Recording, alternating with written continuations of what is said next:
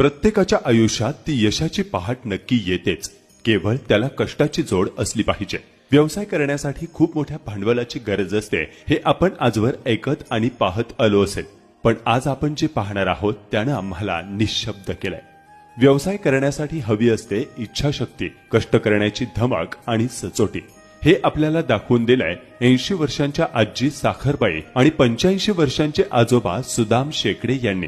मूळचे बीड जिल्ह्यातील आष्टी तालुक्यातील मसुबाची वाडी येथील रहिवासी असलेल्या या आजी आजोबांनी अहिल्यानगरमध्ये येऊन नवीन जिल्हाधिकारी कार्यालयासमोर आपला रसवंतीचा व्यवसाय सुरू केला।